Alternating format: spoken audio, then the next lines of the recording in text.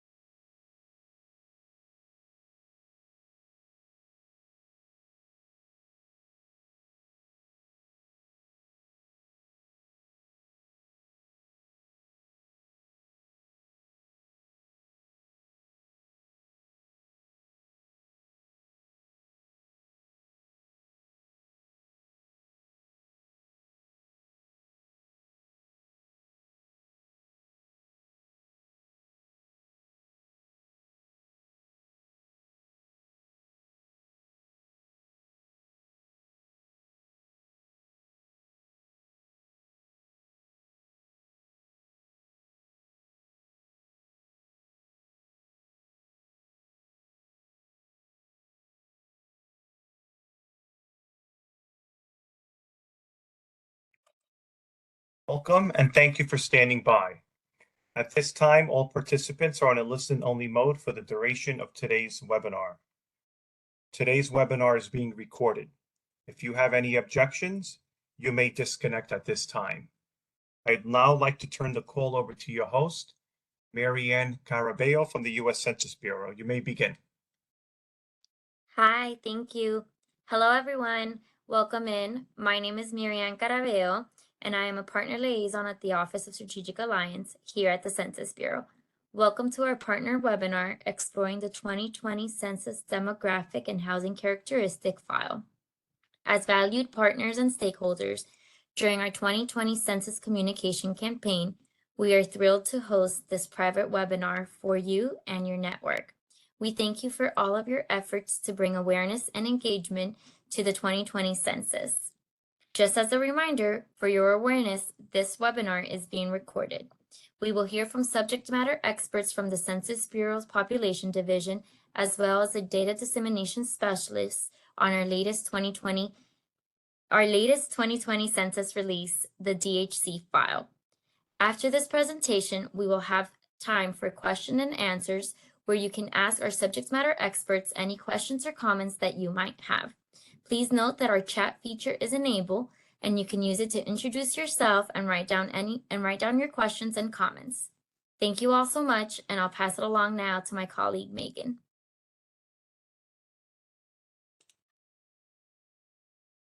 Hello, everyone. My name is Megan, and I'm here with my colleagues Paul and Magdalise, and we are just so excited to talk with you all about age, sex, race, and Hispanic origin findings from the 2020 Census Demographic and Housing Characteristics File. We are also joined by the branch chiefs for sex and age, race and ethnicity ancestry, Andrew Roberts, Rachel Marks, and Marais Rios, who will be available to help answer questions at the end.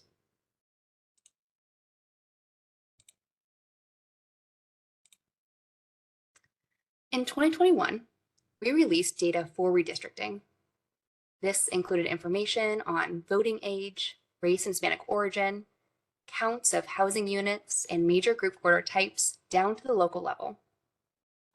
The demographic profile and demographic and housing characteristics file, which we commonly refer to as DHC, were released about a month ago, actually, on May 25th. These products contain more detailed age groups, the first data available on sex from the 2020 census, information on families and households, and more detail on housing. They also show the intersection of many of these topics by race and Hispanic origin. Our presentation today will focus on data from the DHC. We know many people are interested in statistics on detailed racial and ethnic groups, such as Chinese or Mexican, and statistics for the American Indian and Alaska Native tribes and villages, such as Navajo Nation. We will release population counts and Asian sex statistics for those groups in September with the detailed DHCA release. And my colleague Paul is going to touch on that a little bit more further in the presentation. Next year, we'll also be providing housing characteristics for those same groups with the detailed DHCB. With the supplemental demographic and housing characteristics file, we'll provide counts of people living within certain household and family structures. As we talk about the demographic profile and DHC, we know folks may wonder what is different from the 2010 census, and we'll also want to compare the 2020 data to 2010. The 2020 census demographic profile is very similar to the demographic profile from 2010. Both are available down to the tract level. The content will be the same except for a few statistics related to household size that we plan to include in the supplemental DHC instead. For the DHC, its predecessor was the 2010 Census Summary File 1. In some cases, we have less detail available for the DHC than was available in 2010. So for certain tables, we collapsed details like age categories to group them into fewer, larger categories. For some other tables, we reduced the geographies available. For example, we may produce a table down to the county level instead of the tract. And we also removed some tables altogether or plan to release them as part of a later product. These changes have largely been a part of our disclosure avoidance efforts. It's our legal responsibility to make sure no one can identify an individual in the statistics we publish. So part of our protections involve trimming some of the granular detail from what we publish. If you're interested in how specific tables and geographies differ from 2010, we invite you to view the 2020 Census Data Product Planning Crosswalk. The demographic profile is available down to the tract level, and this includes the geographies listed on the left of this slide. The DHC has tables available for all those same geographies, plus a variety of others, including school districts, voting districts, block groups, and census blocks. As mentioned, the DHC contains a wealth of data on several topics. Today, we'll explore findings on age, sex, Hispanic or Latino origin, and race, and show you products you can use to learn more about these topics. Let's start with age and sex. This slide displays age-sex pyramids for the United States in 2010 and 2020. Age-sex pyramids are key tools for illustrating a population's age and sex composition and show the numeric distribution of males, which are on the left, and females on the right, here by single year of ages. The 2010 and 2020 pyramids are shown together on this slide so that we can assess population shifts in the shape of the pyramid. Over time, both the baby boomers, which are the bars in yellow, and the millennials, which are those bars in green, can be seen aging. While the baby boomers began moving into the older age groups, most millennials who were in their teens and 20s in 2010 became young adults in their 20s and 30s by 2020. At the same time, the base of the pyramid got smaller as fewer children filled the youngest ages.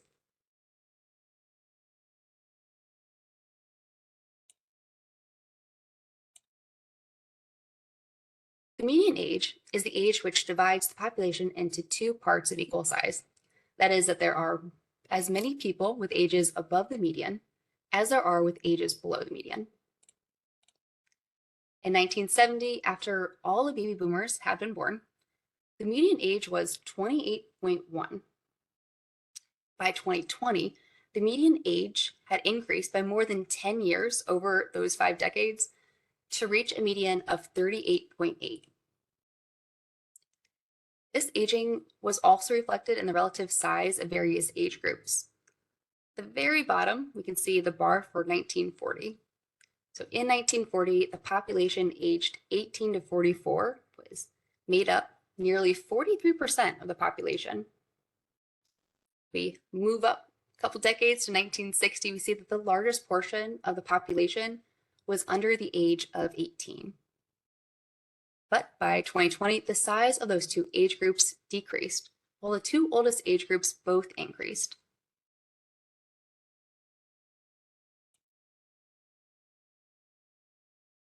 This map shows the median age by state. States with the highest median ages were located largely in the Northeast. See, Maine, New Hampshire, and Vermont had the highest median ages in 2020. While Maine was also the oldest state in 2010, its median age still increased by almost 2.5 years over the decade. The three states with the lowest median ages were Utah, Texas, and Alaska. Yet, even for these relatively young states, their median ages increased over the past decade by about 2 years. Interestingly, North Dakota was the only state whose median age was lower in 2020 than in 2010, declining from 37 years to 35.8 over the decade. This graph shows the sex ratio for every age for 2000, 2010, and 2020. The sex ratio is the number of males per 100 females. So a sex ratio above 100 means that there were more males, whereas a sex ratio below 100 means there were more females. You can see how the sex ratio is typically higher at younger ages and lower at older ages. See, the sex ratio for ages under 30 remained above 100, but then dropped to about 90 by the age of 65. Over time, sex ratios for 2000, 2010, and 2020 have diverged among the population aged 65 and over. You can see that the blue line, which represents 2020, is higher than the other lines when we get to those older age groups.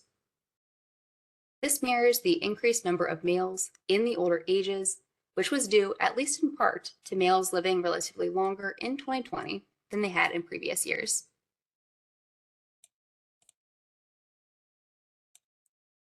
Looking at the state level, we see that states in the South and Northeast had sex ratios below 100. Those states all had a larger number of females than males. Alaska had the highest sex ratio of any state, with 108.4 males per 100 females. This graph shows the population 65 years and over by size. In 1900, there were 3.1 million people aged 65 and over in the United States. This number increased steadily across the following decades, reaching 55.8 million in 2020. Zooming into the last 2 decades, we see that from 2010 to 2020, the number of people in the older population increased by 15.5 million people. That was the largest 10-year numeric increase to date. This figure displays the percent distribution of the population aged 85 and older, otherwise known as the oldest old, for the total population and for males and females. So the age distribution of the oldest old was pretty similar when you look at the 2000 bar and the 2010 bar. However, it changed a bit more from 2010 to 2020. So while the age group of 85 to 89, which is that lightest blue bar you see there at the bottom, while that made up the greatest share of the oldest old population in the past 3 censuses, its share dropped over 5 percentage points in 20 years.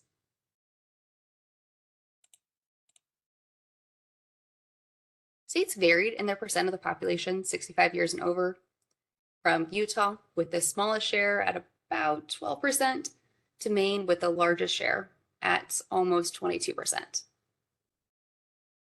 Fun fact, in Maine, Florida, Vermont, and West Virginia, at least 1 out of 5 people were 65 years or over. States also varied in the share of their population 85 years and over. States in the Midwest and Northeast generally had 2% or more of their population aged 85 and older, while those in the South and West generally had less than 2%. Florida was an exception to this pattern, with one of the highest percentages despite being in the South.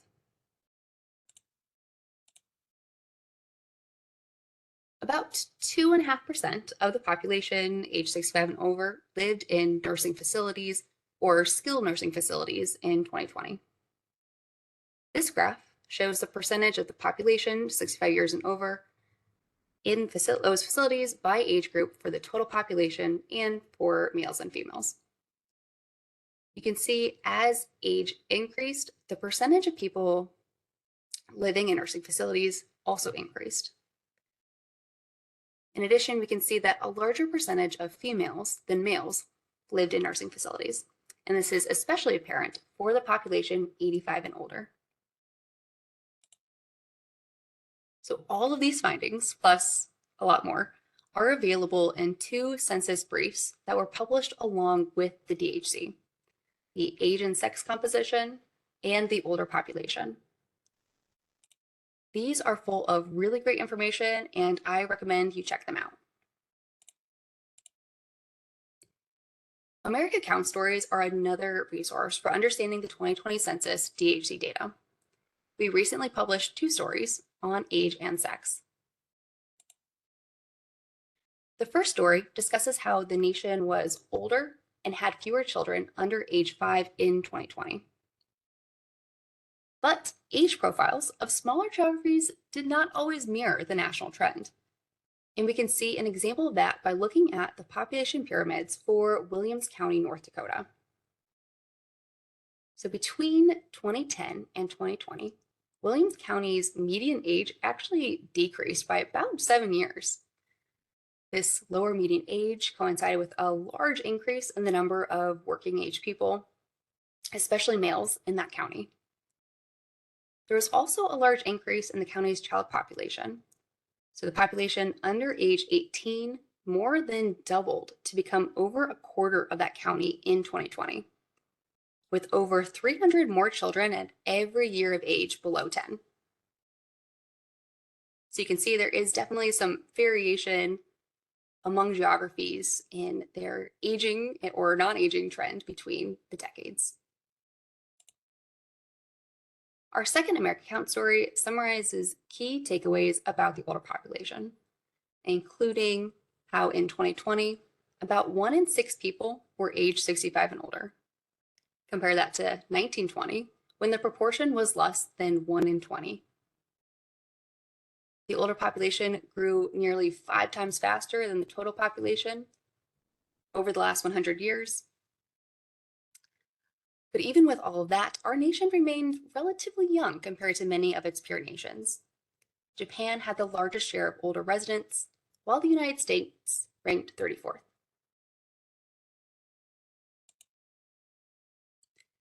Along with the briefs and America Count Stories, we also published a random samplings blog about age heaping in the 2020 census, demographic and housing characteristics file. What is age heaping?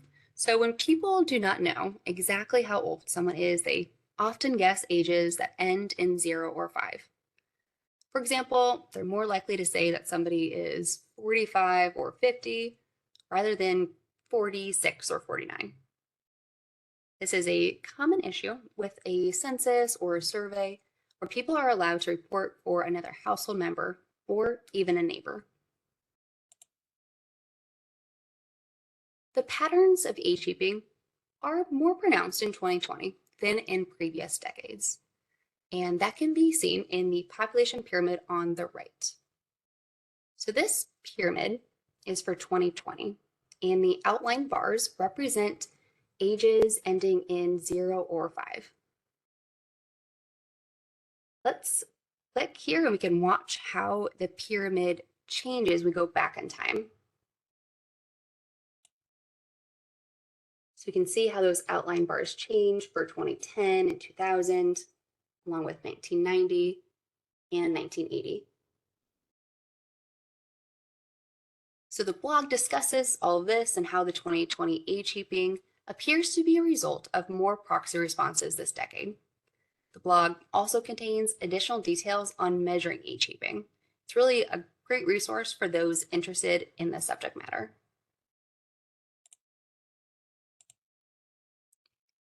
All right, now I'm going to turn things over to Magdalise, who will discuss findings on Hispanic origin. Thank you, Megan.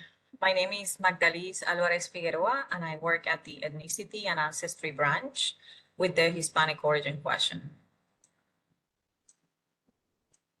This slide shows the 2020 census ethnicity question, also known as the Hispanic origin question, and the related content that was included in the 2020 census questions handbook.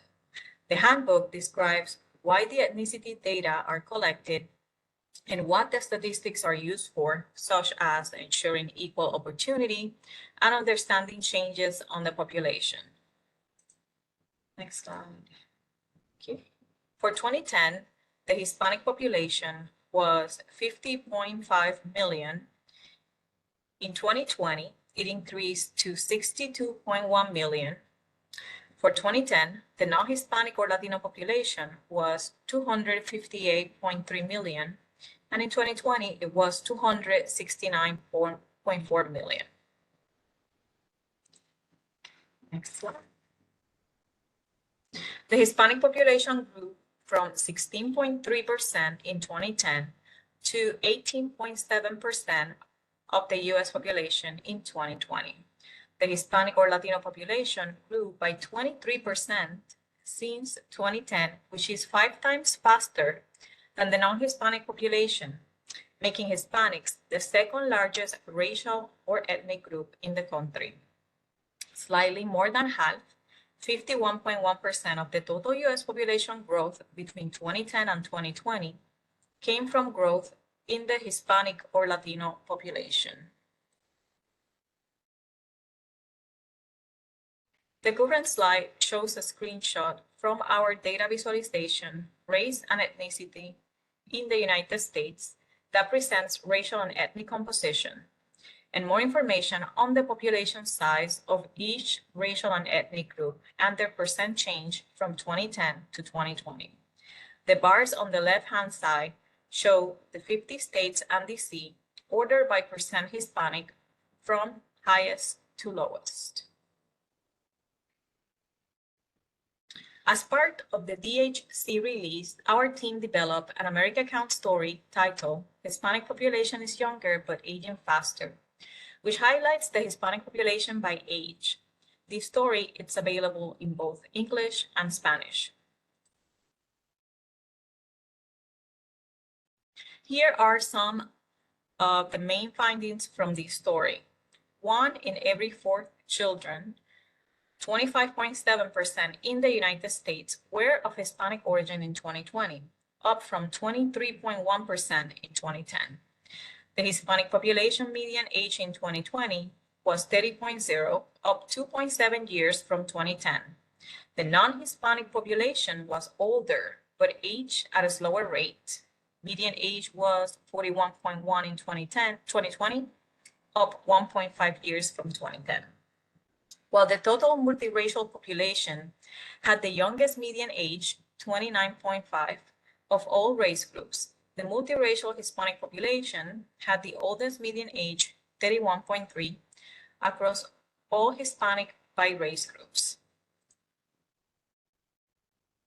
This slide shows some of the major highlights from the recently released Decennial Housing and Characteristics File, DHC. The population pyramid data visualization includes 2000, 2010, and 2020 census data. As you will see on the following 2 slides, the population pyramids provide a clear picture of the changing sex and age distributions of the Hispanic and the non-Hispanic populations for a selected census year. In 2010, the shape of the Hispanic population pyramid was triangular, indicating a younger population. It maintained a similar shape in 2020, but there was a decrease in the proportion of the population under age 10. In contrast, on this slide, you can see that the non-Hispanic population pyramid had a more rectangular shape in 2010, gradually narrowing as age increased, with a large proportion in the 45 to 54 age group. By 2020, the non-Hispanic population pyramid was more orange-shaped, indicating an aging population. A larger proportion of that population was age 55 and older, and a smaller proportion of the population was under age 20. Population pyramid data visualization also provides data at lower levels of geography. This slide shows the population pyramid data for the Hispanic population in Puerto Rico. You can see that over the past 2 decades, the Hispanic population in Puerto Rico has aged faster than stateside. The median age for the Hispanic population in Puerto Rico was 45.1 in 2020, which was 15.1 years older than the national median age of the total Hispanic population stateside, and older than all states and the District of Columbia. From 2000 to 2020, the Hispanic median age in Puerto Rico increased 13 years, from 32.1 to 45.1. In contrast, the median age for the total Hispanic population stateside increased by only 4.2 years, from 25.8 to 30.0. When looking specifically at the Hispanic children in the US, the data show 1 in every 4 children, 25.7% in the United States, were of Hispanic origin in 2020, up from 23.1% in 2010. The states with the largest percentage point increases in their proportion of Hispanic children over the past decade were mostly in the Northeast region of the US, as you can see on the table. Connecticut is up 6.5 percentage points, Maryland up 6.5, Rhode Island up 6.2, New Jersey up 5.9, and Florida up 4.9, which was the only state in the South. Among these states, New Jersey and Florida each added over 100,000 Hispanic children over the decade. In fact, the state of Florida experienced the largest numeric increase across all states, adding over 250,000 Hispanic children to its population from 2010 to 2020. Another interesting finding was that in 3 of the 5 states, Connecticut, New Jersey, and Rhode Island, although the total number of children declined between 2010 and 2020, the number of Hispanic children still increased. You can find more information on the Hispanic population by age in our American Count story on census.gov. Now I am going to turn things over to Paul, who will discuss findings on race. Thank you. Thank you so much, Magdalise. So on this slide, we see the 2020 census race question and the related content that was included in the 2020 census questions handbook. The handbook describes why the race data are collected and what the resulting statistics are used for, such as administering programs for specific groups. Next, we'll jump into some of the results from the 2020 census.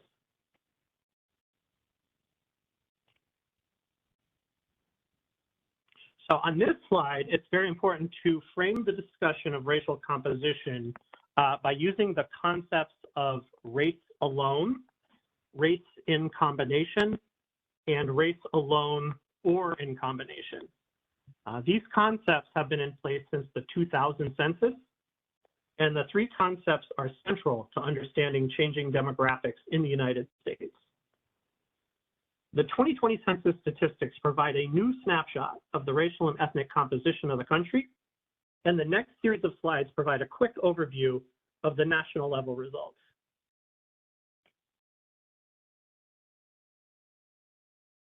So here on this slide, we see that the white population remains the largest race or ethnicity group in the United States, with 204 million people identifying as white alone, plus 31 million people identifying as white, and an additional group such as Black or Asian. Together, they total 235 million people identifying as white alone or in combination with another group. On this slide, we see that the 2 or more races population, which we also refer to as the multiracial population, was measured at 33.8 million people in 2020.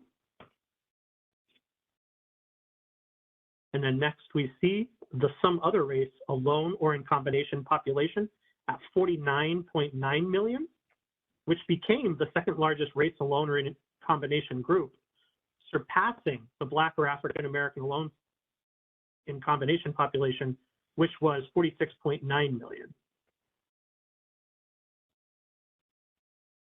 We see that the next largest racial populations were the Asian alone or in combination group with 24 million people, the American Indian and Alaska Native alone or in combination group with 9.7 million people, and the Native Hawaiian and other Pacific Islander alone or in combination group with 1.6 million people. For 2020, the largest multiracial combinations were white and some other race at 19 million, white and American Indian and Alaska Native with 4 million, white and Black or African American at 3 million, white and Asian at 2.7 million, and and Black or African American and some other race with 1 million.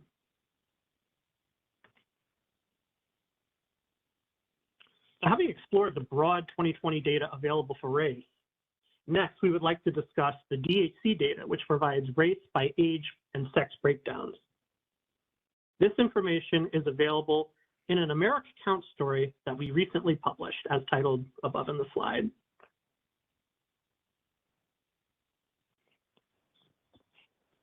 So one of the big takeaways from this story was that the nation's multiracial population was the youngest of any race group, according to recently released 2020 census demographic data. Among those who reported 2 or more races, referred to as multiracial, 32.5% were under age 18 in 2020, as you can see in the figure in the darker blue coloring towards the bottom. Other populations with large shares of people under 18 included some other race alone, with 28.6% of that population, Native Hawaiian and other Pacific Islander alone, 28.3%, American Indian and Alaska Native alone, 27.1%, and the Black or African American alone population, with 24.7% of that population being under the age of 18. In comparison, only 19% of the white alone population and just 20.1% of the Asian alone population were under age 18.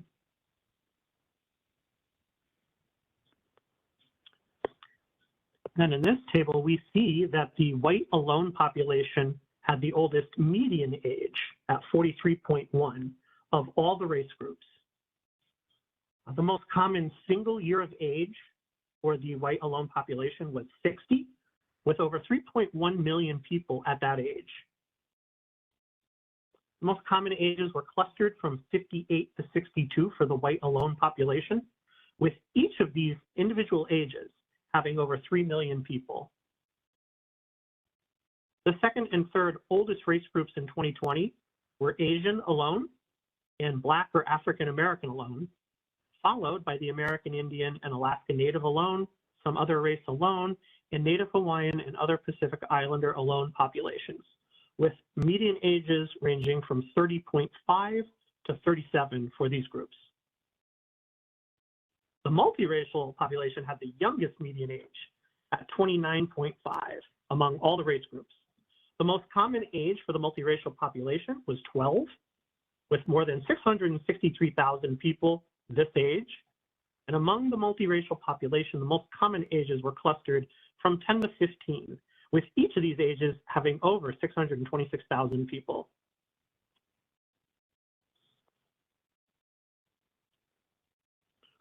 Over the decade, some race groups saw younger populations shrink and older populations grow.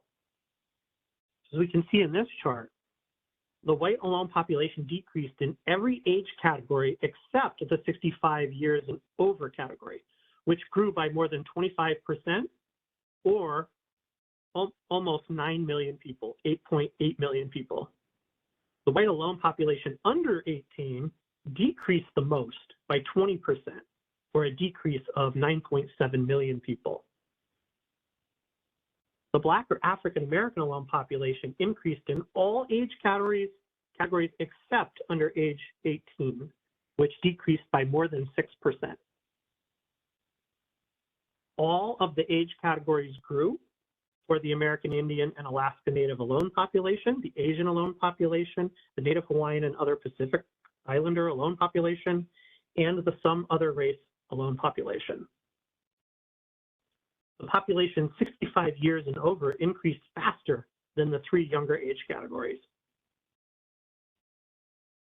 When looking at the multiracial population, we see that it increased for every age category by over 164%. The 65 and older age category had the largest percent change at 670% change from 2010 to 2020, but it also had the smallest numeric increase at just 2.7 million, while the 18 to 44 age category had the largest numeric increase of 9.5 million, growing by 300%.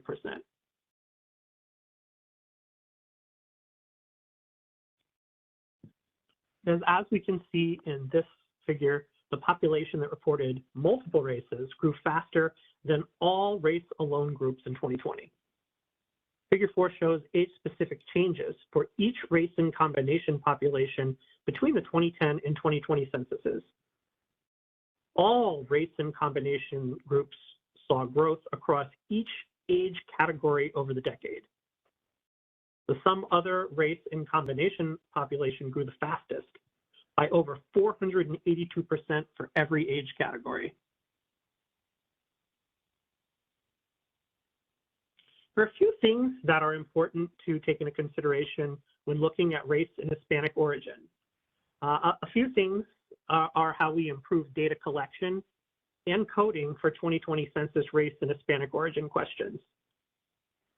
We should also use caution when comparing race data with 2010, as there have been some major changes to how we collect and code data, making it comparable, but there should be caution when making those comparisons.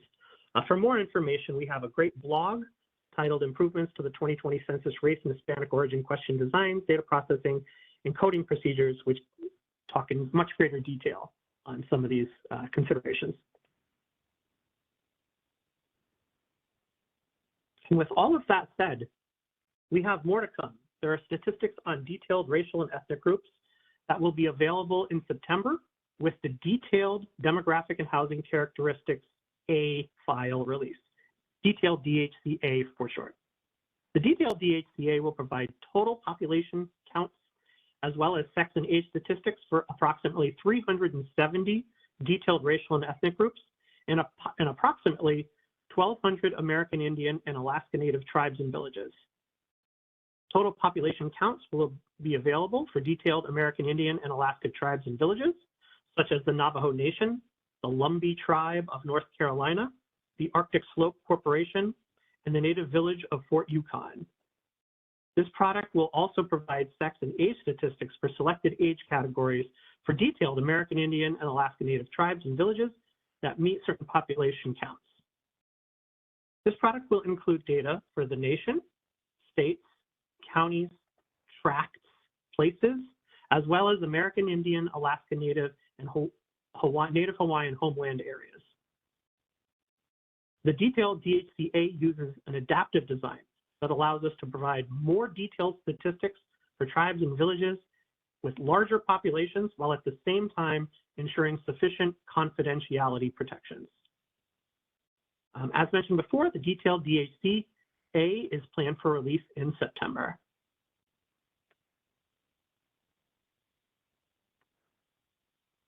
And just a little bit more on this subject. The detailed DHCA will include data for detailed race and ethnicity groups in American Indian and Alaska Native tribes and villages, as mentioned before. And this data will be included for detailed and regional race and Hispanic origin groups. So what do I mean by detailed and regional? Detailed groups include groups such as Puerto Rican, Chinese, Lebanese, the Navajo Nation, Samoan, and much more. Regional groups, which are new for 2020, include groups such as Caribbean, East Asian, Middle Eastern and North African, or MENA, American Indian, Pacific Islander, and more. In addition, data will be included for detailed and regional race alone and race alone or in any combination groups. It's very similar to the concepts that we've talked about with race, but with detailed groups, when we say race alone, we refer to people who reported a single entry, such as Korean, and no other detailed race groups. Race alone or in any combination for the detailed DHC includes people who reported a single entry, such as Korean, and also people who reported that entry with one or more other races. For example, those who reported Korean and Thai, or Korean and Native Hawaiian. The alone or in any combination category represents the maximum number of people who reported as that detailed race group, either alone or in any combination with one or more additional race groups. And this product also includes data on detailed and regional Hispanic origin groups as well. And with that, I will pass it back over to Megan on the data visualization. Wonderful. Thank you so much, Paul. Now I have the very fun responsibility of walking us through a couple of data visualizations that we also put out with the DHC that allow users to explore data down to the local level.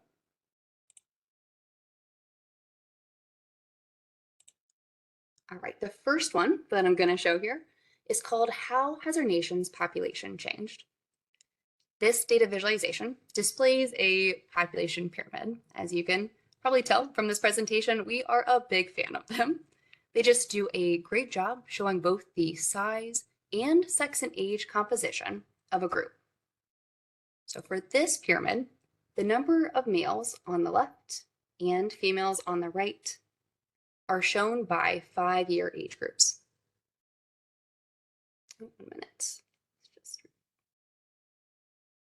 Okay, so by changing the year, we can see how the total population has grown and aged between 2000, 2010, and 2020. The viz also includes data for a selection of racial and ethnic groups. As Paul mentioned, the 2 or more race group or multiracial population was the youngest racial or ethnic group. In 2010, we can see how this population was numbered about 9 million with a pretty young median age of 19.9. But if you click on 2020, we can see how this population grew to having a population count of about 33.8 million with a median age higher at 29.5. We've also noticed how the population pyramid filled out a bit. We see this looking a bit more like a pyramid or a triangle, but we can compare this population with other groups, such as the Asian alone population. So here we can see that this group looks, maybe the pyramid maybe looks a bit more like a top shaped with narrower bars for some of our oldest ages and the youngest ages. So the rankings tab shows state rankings for median age for the Asian alone population. So here we can see that Hawaii had the highest median age for the Asian alone group at 50.1. Now that's a pretty high median age. So let's take a look at Hawaii's population pyramid by clicking on state and then selecting Hawaii. So here, unlike the nation, we see a population pyramid that maybe looks more like a vase or an urn with a bit of a bulge between ages like 50 to 79. Go back to rankings, we can see which state had the youngest median age for this group. And here we find that that was Wisconsin with the median age of 29.1. So let's see how that population pyramid compares. All right, you can see by switching to Wisconsin that we do have a different looking sex and age composition here. More of a, maybe like an evergreen tree, or at least a little bit more of a population pyramid with wider bars between ages about 20 to 39.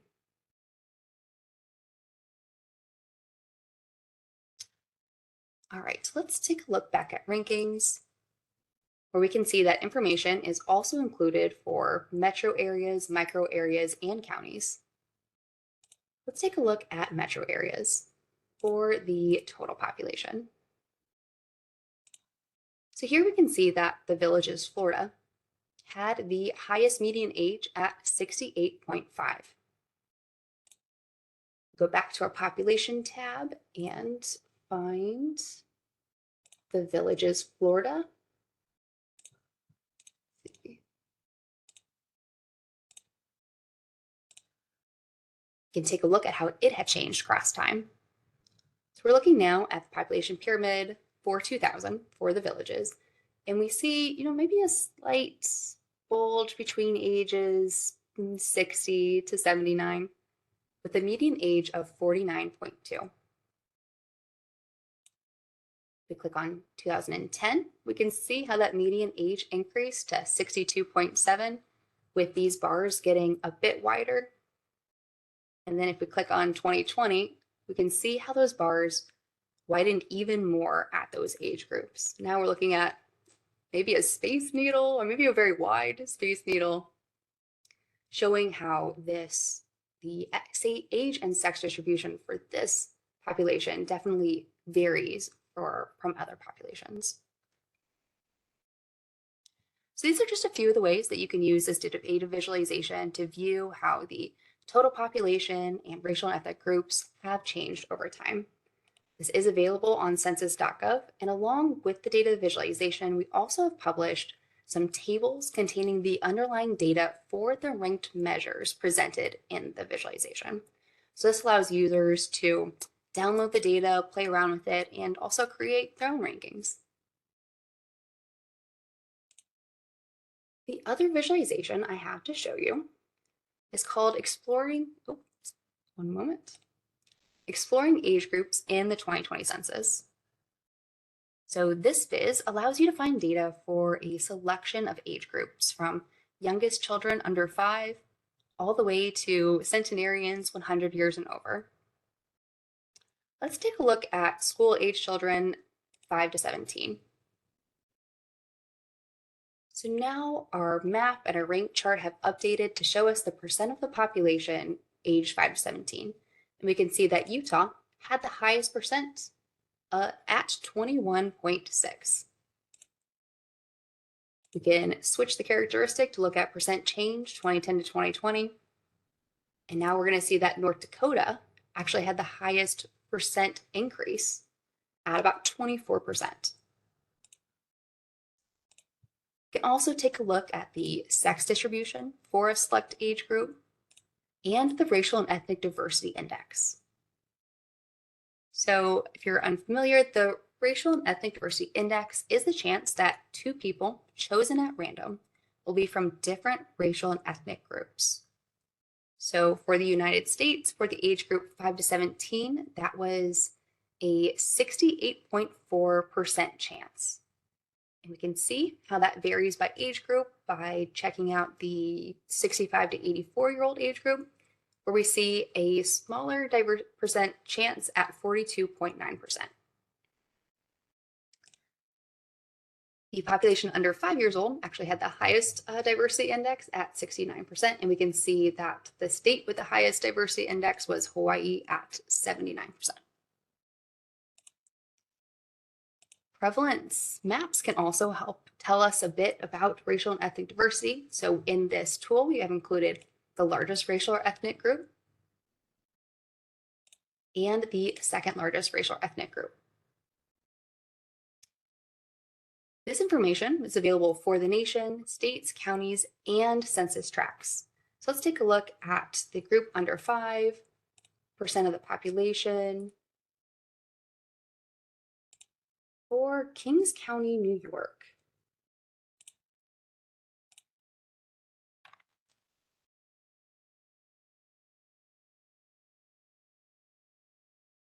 All right, here we can see the census tracts that have the highest percent of the population under 5 years old. We can also take a look at the racial and ethnic diversity index, and we can see, which of those tracts had the highest index, along with using prevalence maps to get an idea of the racial and ethnic distribution for these neighborhoods.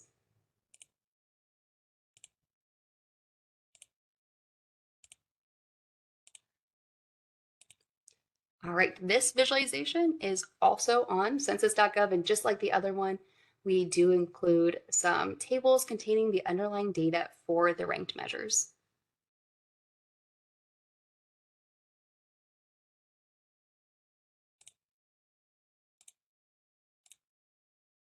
All right, lastly, we've included links to additional resources on this slide. So the first link will take you to a webpage containing highlights for these topics, plus information on families and households, housing, and group orders. The webpage also contains links to the resources we discussed today. This last link listed on this slide is a really great resource for understanding a bit more about disclosure avoidance and how it was applied to the 2020 census DHC file. Right, now I will turn it over to our data dissemination specialist, Armando Mendoza, who will be demonstrating how to find DHC data in data.census.gov. Thank you, Megan, and good morning or afternoon, and thanks again for joining this webinar. My name is Armando Mendoza. I am from the Census Bureau Data Dissemination and Training Branch. I'm going to turn off my video to save a little bit of bandwidth and hopefully avoid any latency as I do the online demo and avoid any technical issues with internet access that we experience from time to time in this forum. It is morning for me here in Orange County, California. I currently provide support and training, workshops, and presentations on how to access census data in the counties of Orange and San Diego and the states of Hawaii and Alaska. Data dissemination specialists like me are dispersed throughout the country. They can tailor and provide custom sessions for your organization's data needs. So it doesn't matter where you are in the country.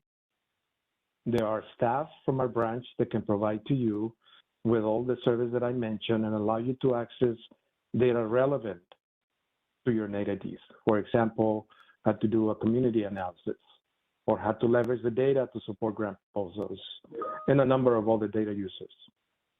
In the interest of time, I will give you a high-level overview of how to access, view, map, and download a few examples from the newest data product release from the 2020 census.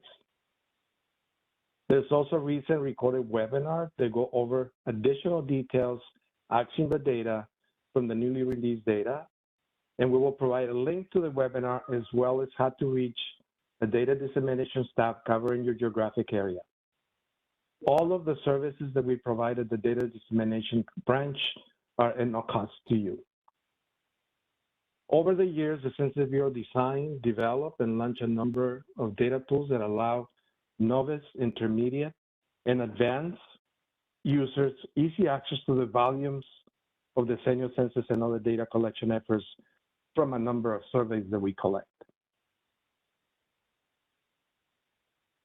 For this live demonstration, I'm going to demonstrate a fast and simple single search, as well as an advanced search that allows you to select your own filters for your specific needs. I will show you how to access the total count and percentage of the Hispanic or Latino population in each state.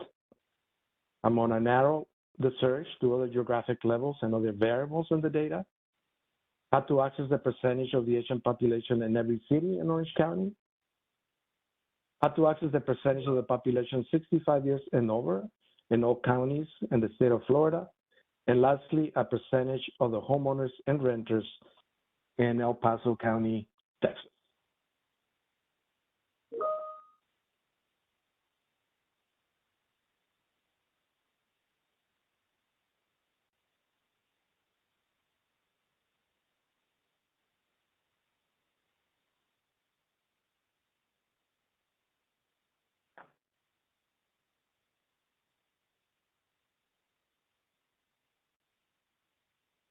This is the landing page of the most robust and more powerful tool that we have implemented in the past couple of years.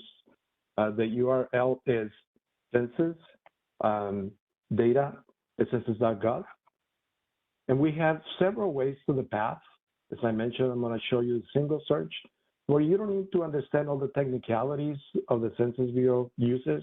You simply use a key term. So in this case, I'm just going to begin typing Hispanic.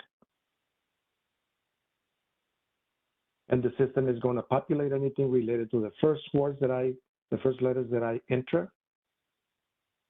With Hispanic or Latino, the page is going to refresh and give you a number of tables related to our search. Go back here for a second.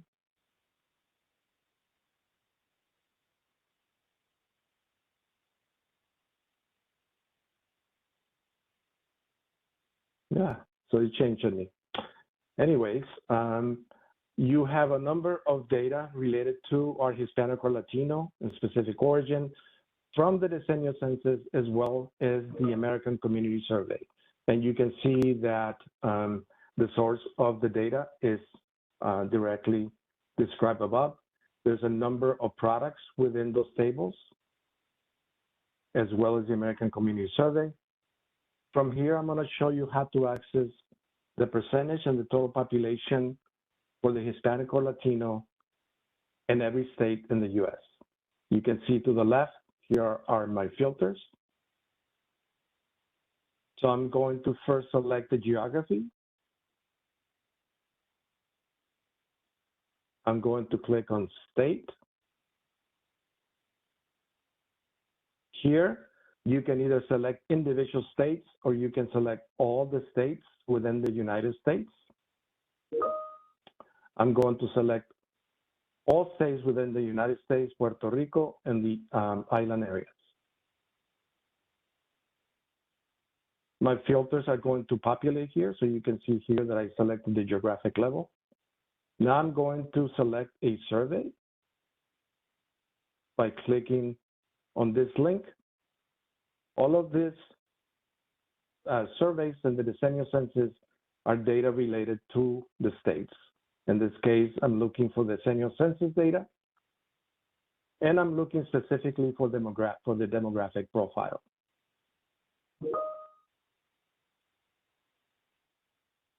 Now I have populated all states and from the demographic profile. I'm going to click this off, and you can see that we have one table, which is the demographic profile from the 2020 census, DEC demographic profile. This is the direct link to the data. And here's where all the data that Paul and Megan referred to. As you can see on the top, there are all the states as you scroll to the right. Here are the age categories, the male population and the age categories, the female population and the age categories, selected age categories. Below is the median age, which we referred earlier today, the race population, Hispanic or Latino, and not Hispanic or Latino. I'm going to create a visualization for the Hispanic or Latino count and percentage in the nation. To do that, I'm going to click on Map.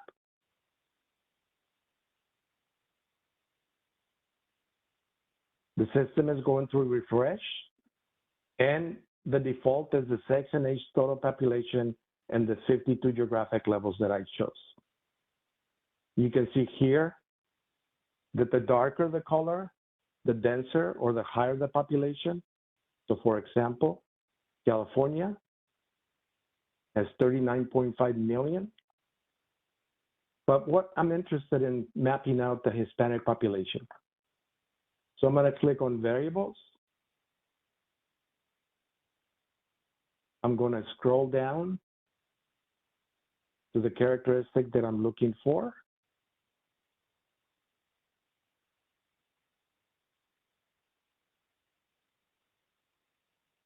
Apologize for the scrolling. Unfortunately, there isn't a quick way to get to it. But I'm looking for the count of the total population of Hispanic or Latino of any race.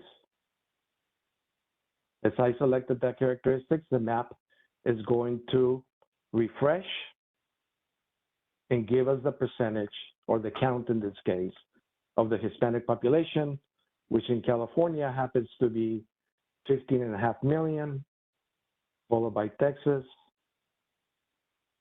at 11 million, followed by Florida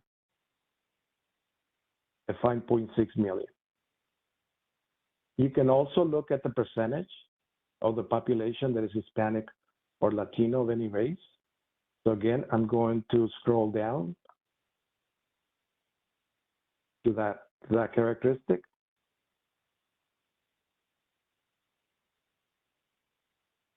And select the percent.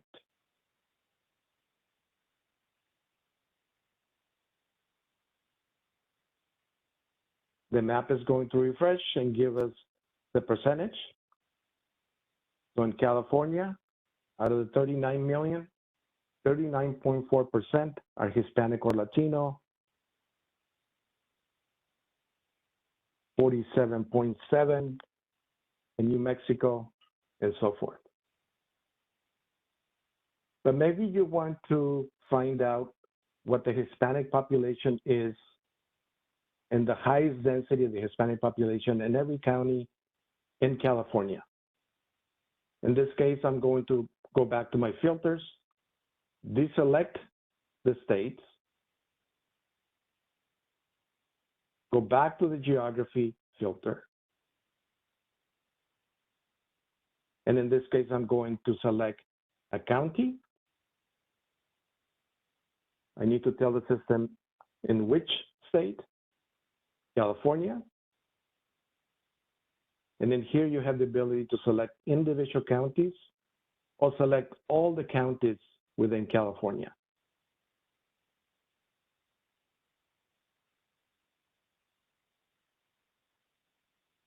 I'm going to close this overlay box. The system is going to refresh. And I'm looking for the Hispanic or Latino in every county in the state of California. Again, variables.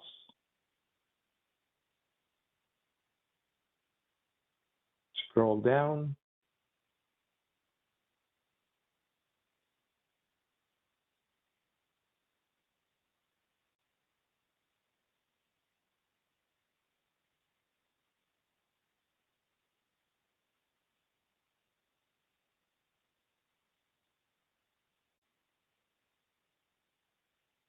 Hispanic or Latino percent.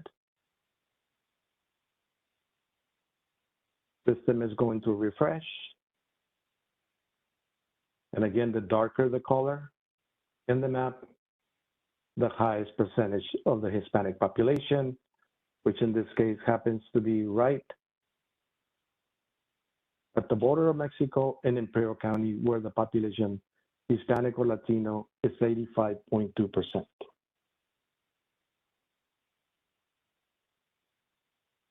There's a couple of things that you can do here in the map. You can change the colors by selecting any of the options in this palette.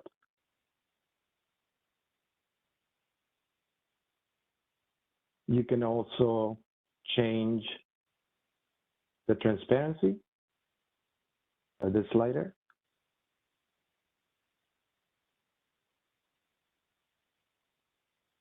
You can change the classes.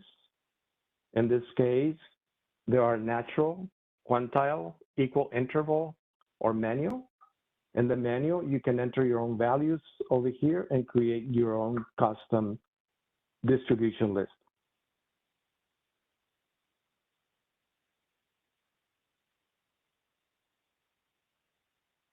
You can use this if you're going to start a new search.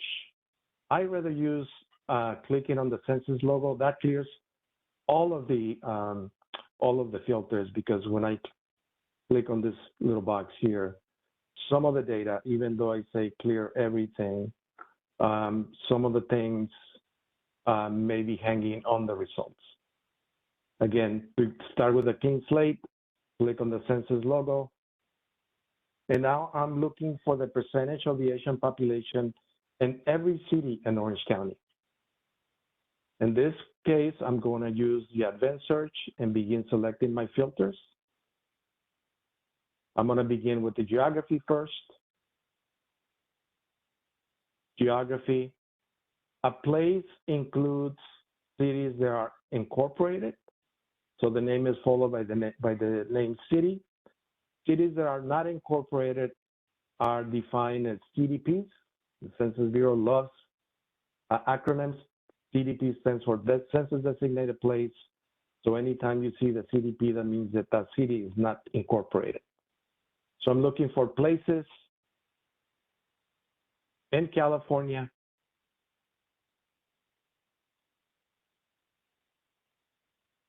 And I want to look within other geographies. To do that, I'm going to expand this. I'm going to select the county. And then here you can do a quick search for Orange County. Select Orange County. Here again, the same process. You can select individual cities, or you can select all places within Orange County. Again, my filter begins to populate, and I have all places in Orange County. And again, I'm going to go back to surveys. I'm going to select the decennial census and the demographic profile data product. In this case, on this search, we're going to click on the search button right here at the bottom of the page.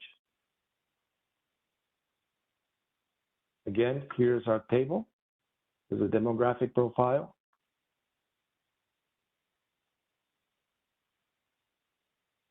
So here's a table for all of the cities within Orange County, beginning with Aliso Viejo, Anaheim, and so forth.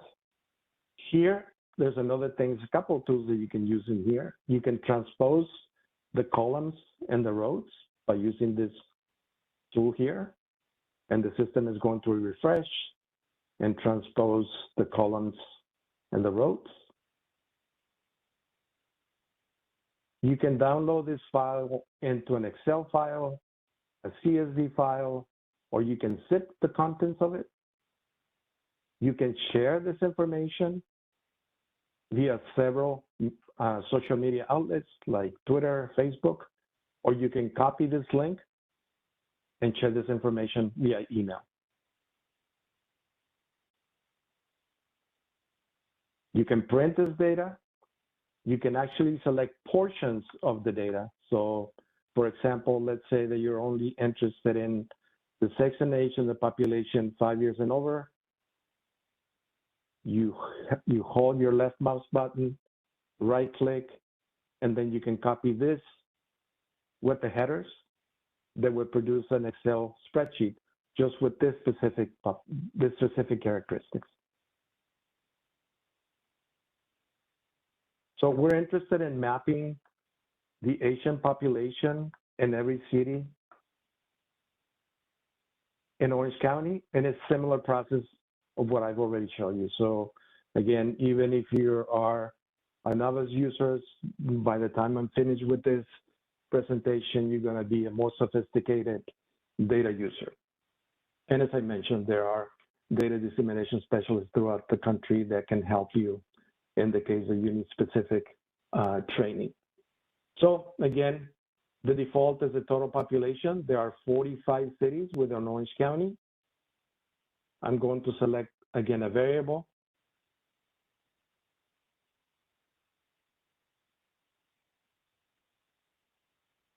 And scroll down to the Asian population. Paul and Megan mentioned earlier, the detailed subgroups of the Asian population are going to be released in September. So right now, we only have the Asian population as a whole, but in the September file, you'll be able to determine the percentage of the population that is Asian in Chinese, Vietnamese, etc. So race, Asian, percent. System is going to refresh and highlight the highest concentration of the Asian population in every city in Orange County. This happens to be in Irvine, California, where there's a large population of Chinese. There's also a large population, so 45.6% Asian population in Irvine. Garden Grove is the home of the largest Vietnamese population outside of Vietnam, which is 42.2%. Again, this is the whole Asian population. In September, you'll be able to determine the subgroup categories.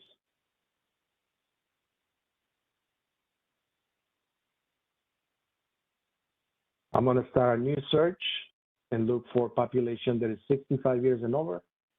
To do that, I'm going to click on the census logo.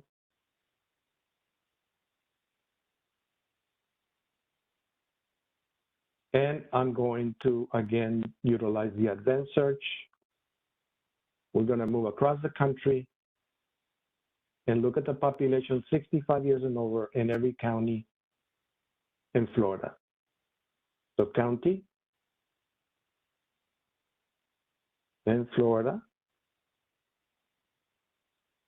all of the counties within Florida. Again, it's the same process. I'm going to select the survey and the data product from the decennial census, the demographic profile. I'm going to click search at the bottom of the page. Open the data table.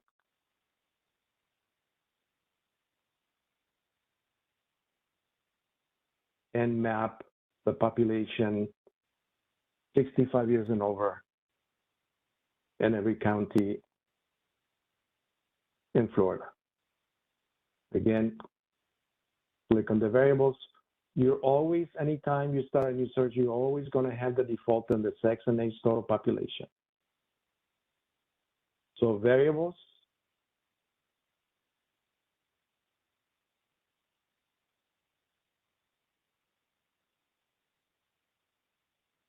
and I'm going to find the population 65 years and over.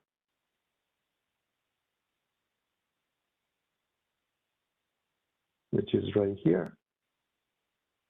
Here's the percentage.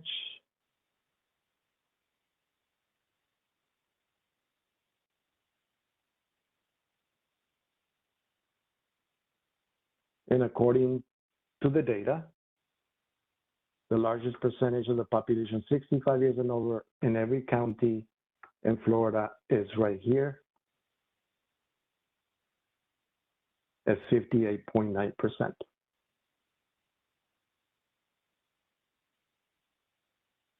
So the last example that I'm going to show you, again, I'm going to refresh my system and begin selecting my own filters.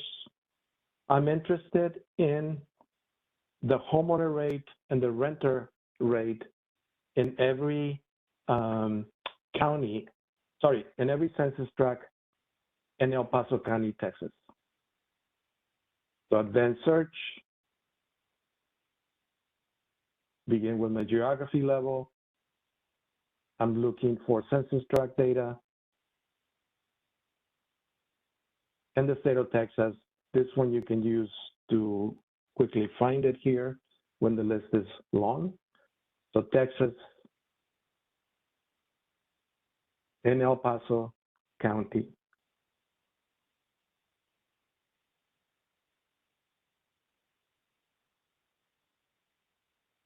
I'm looking for all the census tracts in El Paso County. Again, select my data product from the Decennial Census. And in this case, I'm looking at this data product, demographic and housing characteristics.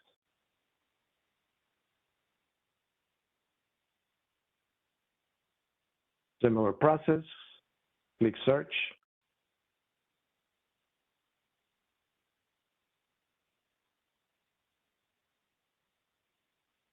And I know the specific table is this one right here, which is age 10. So tenure by race of the householder. I'm going to open that table. Again, we have the number of occupied housing units in every census tract in El Paso County. So on tract 1.06, there are 2,091 housing units. Out of those, 1,702 are occupied by homeowners and 389 are occupied by renters. I'm going to map that data, and I'm going to look at first at the homeowner occupied. Again, select the variable that you're interested in.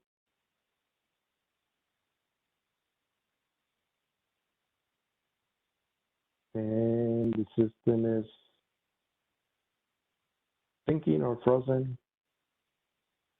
The variables, you can see the labels of each census tract.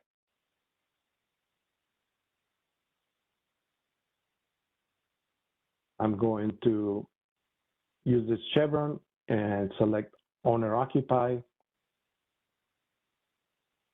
System is going to refresh and give us the count of the occupied housing units.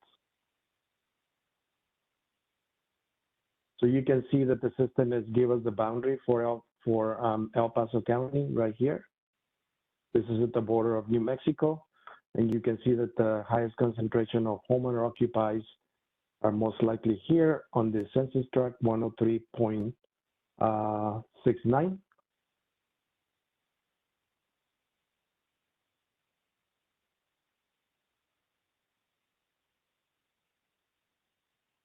And when you click on the census tract, it's going to give you, so there are 3,646 owner-occupied housing units.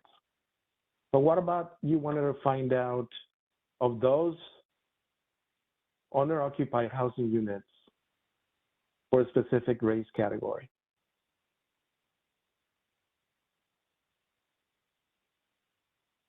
I'm going to use this chevron, and let's say that I am interested in the owner-occupied of the householder who is Black or African American alone.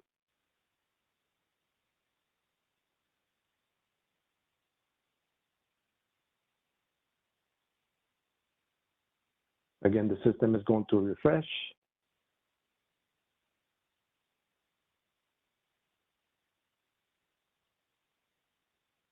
And it looks like also census tract 103.69 has one of the largest Black or African American homeowners.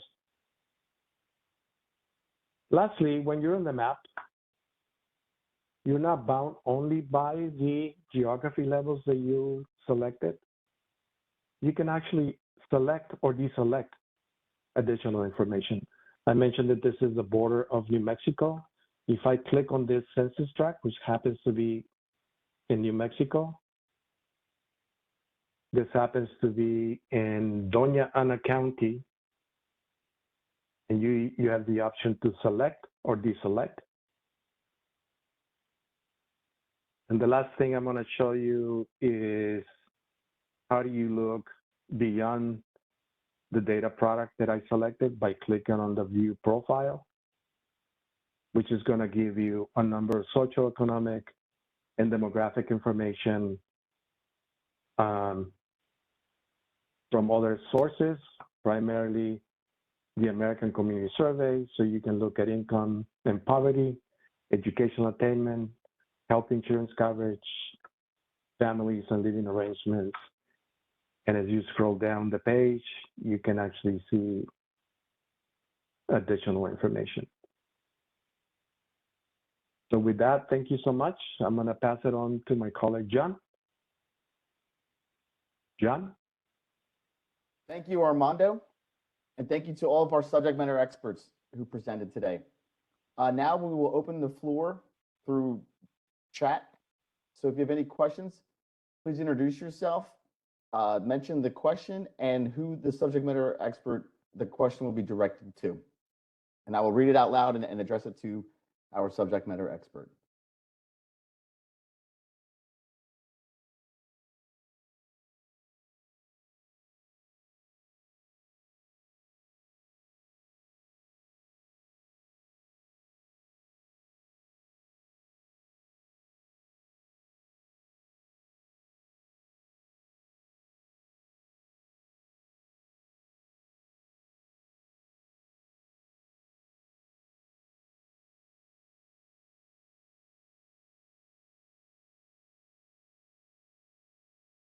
We'll give a minute or two to get your questions.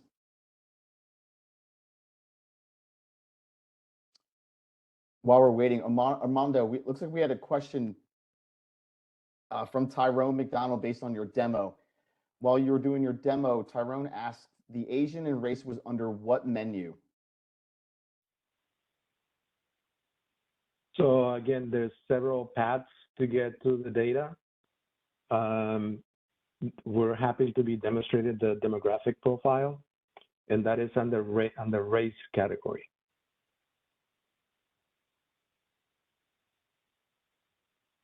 Thank you.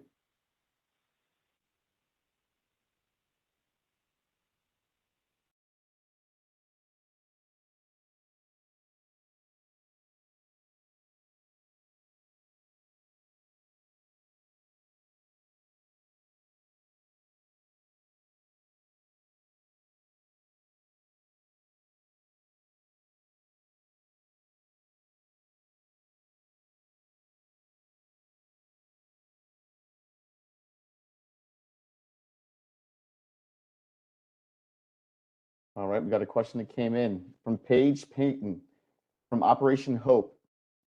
Thanks to all the speakers. I wrote in my notes during the Hispanic population part of the presentation that Hispanics are aging faster in Puerto Rico than stateside. Could you please explain what aging faster means? Thank you.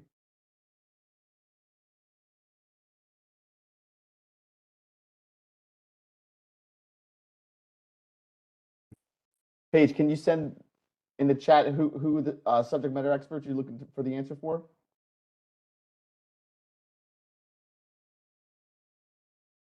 Can you repeat the question, John? I'm sorry. Sure.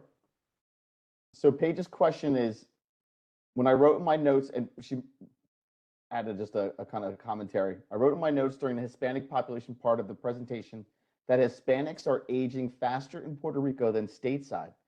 Could you please explain what aging faster means? Thank you. Yes, so when we were presenting, and thank you. Thank you, Megan. Yeah, if you look at this population pyramid, you can see how the population pyramid is changing from a triangular shape to more of like a, it's like a rectangular urn shape, which means that the population is aging. And the Hispanic population stateside on 2010 had a median age of 25.8, and right now for 2020 is 30.0, so it only increased 4.2 years, while the population in Puerto Rico increased 13 years in just 10 years. So, and that's why we say that the population in Puerto Rico is aging faster than the stateside Hispanic population. Thank you. We've got a question from Antonio Open. Hello, and thank you for this presentation. Is there a way to combine metrics in the map view? For example, to be able to see percent of population below 18 who are also Hispanic or Latino? Or is this too many details? Thank you.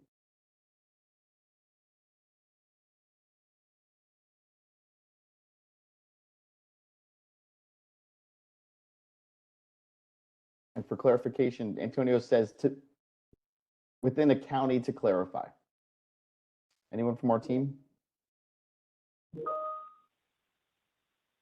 Yes, you're able to cross-tabulate not everything, but in this case, you can do it at the geography levels that Megan mentioned earlier, depending on the data that you're looking for.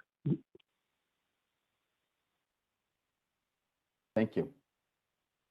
Got a question from Tyrone. Is the information on units of homes and foreclosure on the census? It is not, it's just basic owner-occupied and vacant units, and then tenure, which includes renters and homeowners. Thank you.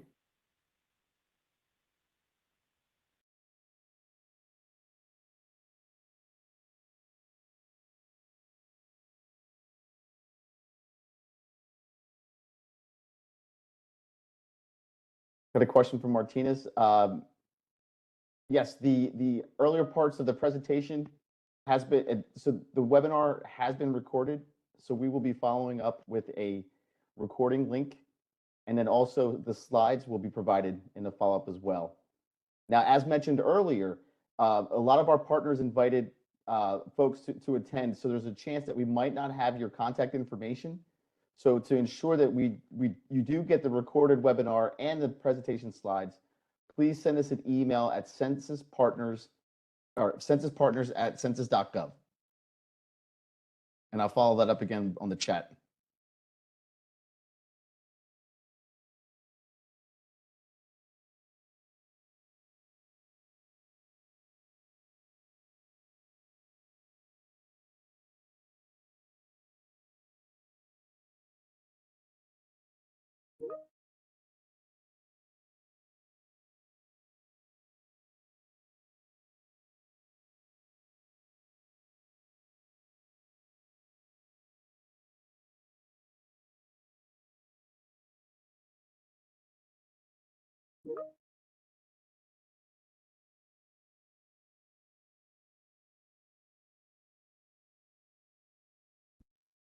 I'm going to go back to some earlier questions just while we're waiting, if there's any folks who are just getting their questions. I'm going to go back to a question that was addressed earlier, and we'll just follow up and kind of share it with the group.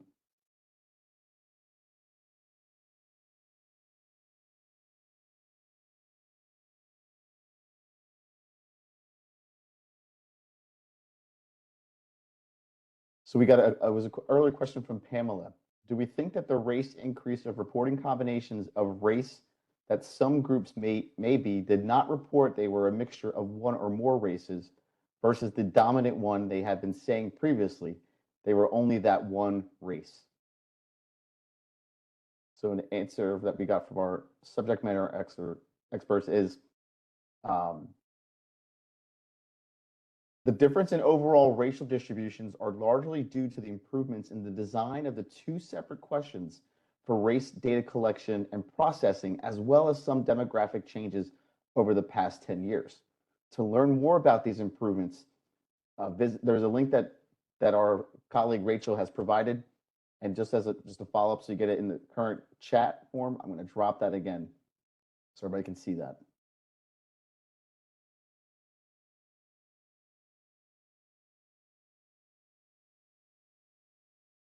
And thank you, Rachel, for answering that question.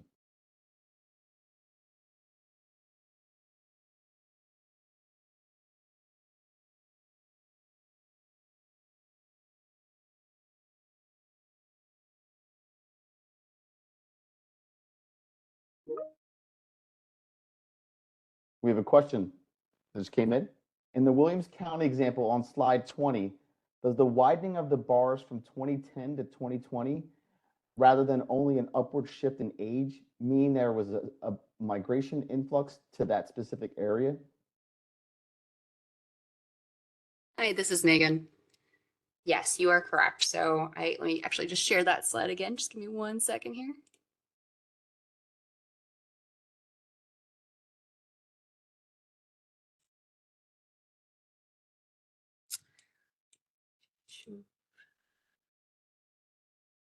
All right, yes. So we're looking at Williams County, North Dakota, and Williams County actually had one of the fastest increases between 2010 and 2020. It's an area in North Dakota where they are seeing a lot of migration to that area. And so with this shift, there is also an increase in the population with what you see is widening the bars. And you can see that this is also a bit wider for the male population versus the female population. Again, there's some economic opportunities and some industry happening in Williams County, North Dakota, that's bringing in this population. And it looks to be young families, as we're seeing both that increase in young working age and in the child population. And to look more at this information, to look at shifts in both like population count along with age and sex distribution, that you can go back to that interactive data visualization called How's Our Nation's Population Change? Find Williams County, North Dakota, and you'll be able to see additional information. Thank you. Great, thank you so much.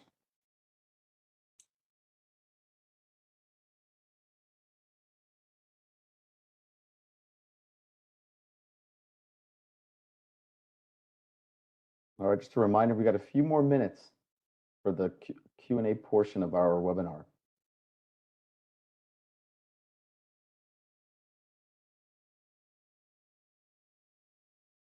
So please feel free to drop your questions in the chat.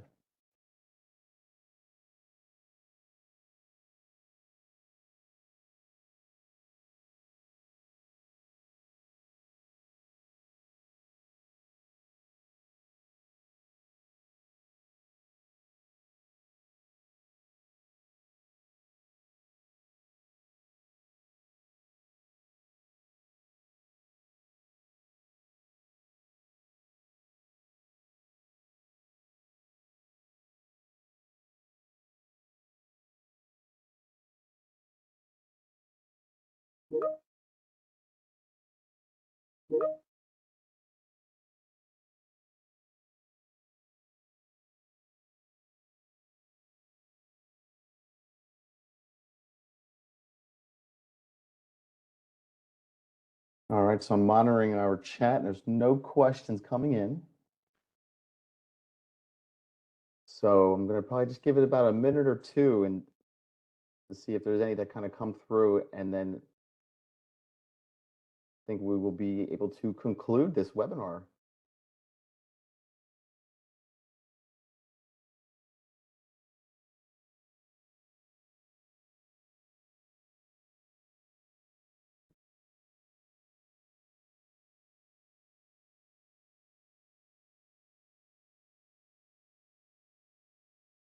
Just to make sure that everyone saw Megan's post, she provided a link to the How Our Nation's Population Changed data visual.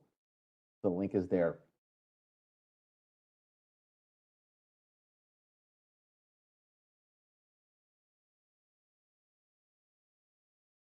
We have a question from Mike. Is it possible to access race, ethnicity of others in household than just the householder?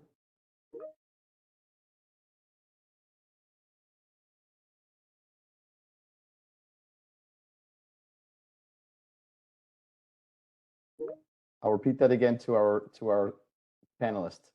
Question from Mike. Is it possible to access race, ethnicity of others in a household than just the householder? Hey, John, this is Rachel. We don't have any of our housing experts on the call, but and we can certainly follow up, but my understanding is that the data on this file really are just race and ethnicity of the householder. I'm not sure if we have any other data products that look at the data in any other way. but we can certainly follow up on that. Great, thank you so much.